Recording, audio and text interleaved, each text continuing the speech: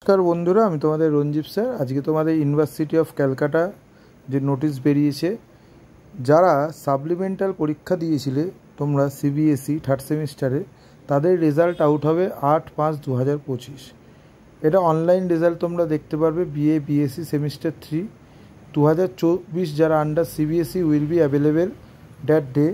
এবার তোমাদের আরেকটা প্রশ্ন হচ্ছে যে থার্ড সেমিস্টারের সিসিএফ এর রেজাল্ট কবে বেরোবে।